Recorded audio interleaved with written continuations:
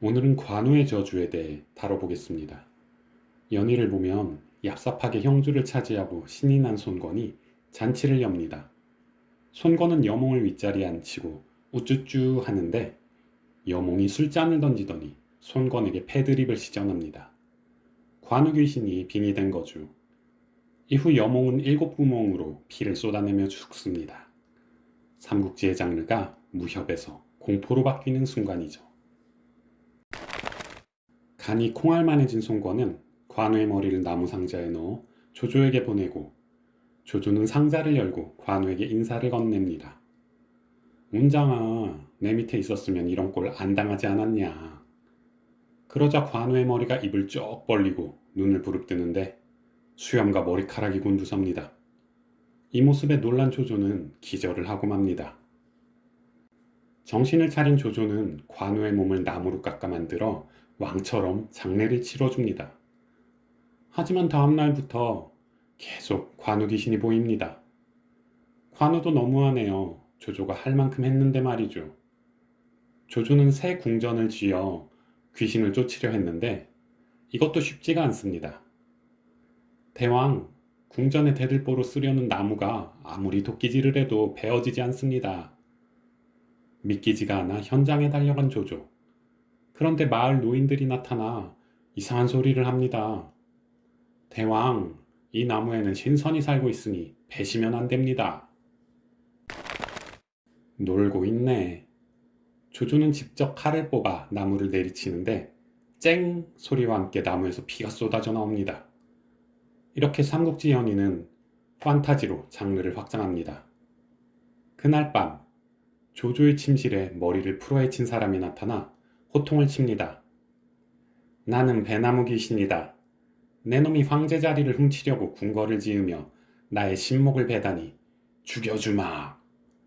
그날부터 조조는 머리가 깨질 듯이 아파 견딜 수가 없는데 주변에서 화타에게 치료를 받으라고 권합니다. 삼국지를 읽지 않으신 분들도 화타라는 이름은 들어보셨을 겁니다. 정사에 기록된 화타의 일화를 보면 신이라는 말이 절로 나옵니다. 돈자헌이라는 사람이 병에 걸렸다 나은 뒤 화타에게 진맥을 보았습니다. 아직 몸이 부실하니 음양합의를 하면 안 됩니다. 이를 어기면 혀를 길게 내밀고 죽을 겁니다. 그런데 돈자헌의 아내가 남편이 회복되었다는 소식을 듣고 백리 밖에서 달려와 음양합의를 합니다. 3일 후 돈자헌은 죽어버렸는데 혀를 길게 내민 상태였습니다. 광릉태수 진등이 병에 걸려 얼굴이 빨개지고 음식을 넘기지 못했는데 진맥을 본 화타가 다음과 같이 말합니다. 공은 회를 좋아해 뱃속에 기생충이 사는데 악성 종양이 되려 합니다. 잠시 후 탕약을 먹은 진등은 기생충을 잔뜩 토해내는데 화타가 한마디 덧붙입니다. 이 병은 3년 후에 재발하는데 훌륭한 의사를 만나면 살 수 있습니다. 3년 뒤 진등의 병은 재발했는데 이미 화타는 죽은 상황이었습니다. 결국 진등은 병풍 뒤에서 향냄새를 맡게 됩니다. 하루는 화타가 태수 한 명을 진맥했는데 크게 화를 내야 나을 병이었습니다. 화타는 태수에게 많은 돈을 받고 그를 조롱하는 편지를 남겨두고 도망칩니다. 화가 난 태수는 화타를 잡아 죽이게 했지만 태수의 아들은 화타의 의도를 알고 추격대를 보내지 않습니다. 내 놈이 아비의 명을 어겨? 뚜껑이 열린 태수는 고래고래 소리를 지르다가 검은 피를 잔뜩 토했고 병은 씻은 듯이 나았다고 합니다. 화타는 마비산이라는 마취약으로 환자를 마취하고 배를 가르는 수술을 했다는 기록이 있어서 인류 최초의 외과 의사라고 불려지기도 합니다. 화타가 독화살을 맞은 관우를 치료할 때 관우가 바둑을 두었다는 건 말이 안 됩니다. 일부러 마취를 안 시키고 너 한번 죽어봐라 하진 않았을 테니까요. 관우를 치료한 건 화타가 아닌 다른 의사였습니다. 삼국지 연희로 돌아와 조조를 진찰한 화타는 무시무시한 처방을 내립니다. 왕께서 풍에 걸리셨으니 도끼로 머리를 쪼개 풍의 근원을 뿌리 뽑아야 합니다. 이번에는 호러 영화네요. 화타가 도끼살인 말하니. 뭐라? 내 놈이 관우랑 친해서 날 죽이려 하는구나. 화가 난 조조는 화타를 옥에 가두어 죽게 합니다. 이후 병세가 심해진 조조는 조비에게 뒷일을 부탁하고 66세의 나이로 세상을 떠납니다. 이렇게 공포, 판타지, 호러 영화 같은 삼국지 연의를 살펴봤습니다. 이번에는 정사를 통해 진짜로 관우의 저주가 있었는지 알아보겠습니다. 오서 여몽전을 보면 관우가 번성을 공격하러 떠나자 여몽이 손권에게 상소를 올립니다.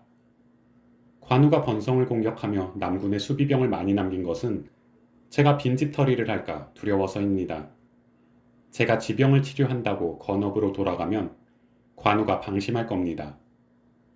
이처럼 여몽은 원래 건강이 좋지 않았습니다. 오이 장수 중에 일찍 죽는 이가 많은데 민물회를 많이 먹었기 때문이라 추측하기도 합니다. 진등처럼 말이죠. 이후 형주를 먹은 손권이 공안에서 잔치를 열자 여몽은 아프다고 참석하지 않습니다. 큰 공을 세웠다고 손권의 명이 우스운 걸까요? 그러자 손권은 여몽에게 종합 선물 세트를 보냅니다. 선물 상자에는 높은 벼슬과 군대, 군악대, 상금이 들어 있습니다. 하지만 손권의 사자가 여몽의 집에 도착하기도 전에 여몽이 사경을 헤맨다는 소식이 전해집니다. 손권은 여몽을 자신의 궁으로 데려와서 용한 의원을 수소문하며 치료에 나섭니다. 손권은 여몽이 누워있는 방의 벽에 구멍을 뚫고 여몽의 안색이 어떤지, 음식은 넘기는지 초조하게 바라봅니다. 그래도 여몽의 병세가 호전되지 않자 손권은 도사들을 불러 기도를 올립니다. 이 정도면 중국 역사 최고의 브로맨스가 아닐까 싶습니다. 하지만 이러한 손권의 사랑에도 불구하고 여몽은 42세의 나이로 숨을 거두고 맙니다. 이처럼 여몽은 관우의 저주 때문에 죽은 것이 아니라 원래 있던 지병이 악화되어 죽은 겁니다. 이번에는 조조를 살펴보겠습니다. 위서 화타전을 보면 조조가 화타를 부른 것은 적벽대전 이전입니다. 조조는 만성 두통으로 고생했는데 머리가 아플 때마다 마음이 어지럽고 눈이 침침했다고 합니다. 화타는 조조의 횡격막에 침을 놓았고 그때마다 거짓말처럼 두통이 사라졌다고 합니다. 이렇게 당대 최고 권력자의 주치의가 된 화타. 하지만 화타는 불행했습니다. 내 학문을 익힌 선비로서 어찌 의원 직업을 받아야 한단 말인가. 옛날에는 의사가 천대받는 직업이었으니 화타가 저리 생각할 만도 합니다. 조조가 죽을 때까지 침만 놓아야 할 신세가 된 겁니다. 꼼수를 생각해낸 화타는 휴가를 받아 집에 갑니다.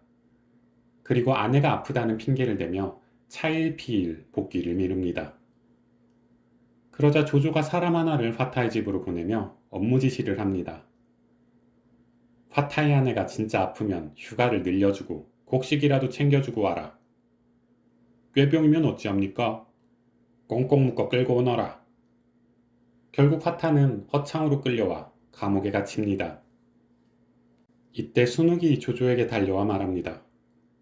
화타의 의술로 많은 사람을 살릴 수 있으니 부디 용서해 주십시오. 흥! 이런 쥐새끼는 아무짝에도 쓸모없네. 조조는 젊어서 신분을 따지지 않고 능력만 보더니 왕이 되자 의사를 개무시합니다. 결국 꼰대로 전락한 조조. 참고로 삼국지 정사에는 쥐새끼가 한 마리 더 나옵니다. 바로 요동의 공소년입니다. 공소년에게 농락당한 손권이 다음과 같이 울부짖습니다. 내 이 쥐새끼의 머리를 잘라 바다에 던지지 않으면 살아도 사는 게 아니다. 관우도 손권을 쥐새끼라고 부른 것으로 알려져 있지만 사실 오소리 새끼라고 불렀습니다. 쥐나 오소리나 같은 설치류기는 하지만 오소리는 족제비과 동물이라 쥐라고 하긴 어렵습니다.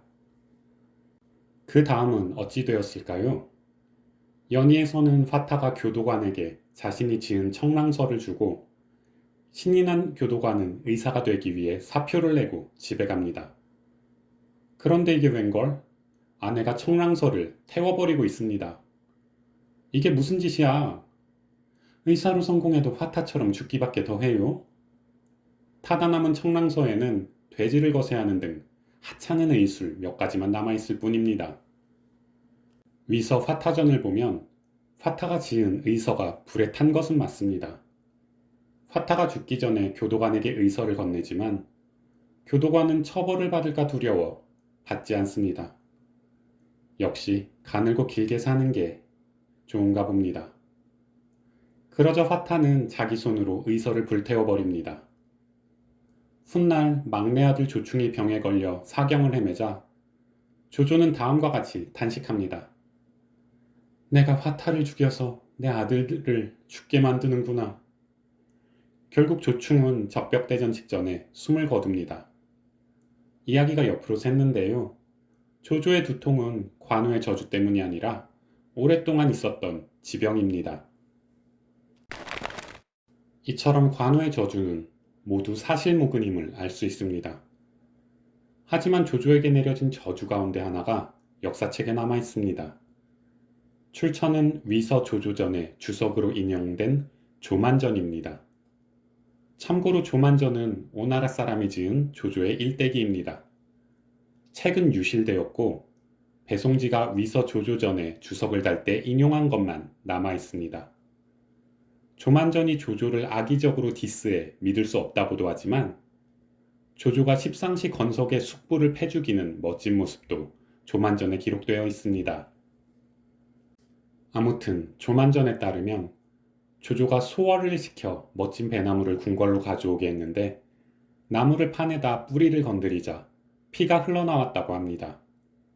보고를 받은 조조가 그 나무를 살펴보고 불길하게 여겼는데 이후 병에 걸려 자리에 누웠다고 합니다. 아쉽게도 조조가 배나무 신령을 봤다는 기록은 없습니다. 기력이 쇠한 조조가 배나무의 이상한 모습을 보고 병세가 악화되었을 순 있겠습니다. 관우의 저주로 시작한 글이 피 흘리는 배나무로 끝이 났네요. 다음 시간에는 유비의 관우에 대한 복수전, 이릉대전에 대해 살펴보겠습니다. 이릉대전은 삼국지 후반부 전투 중 연의에서 왜곡된 것이 많아 할 말도 많습니다. 감사합니다.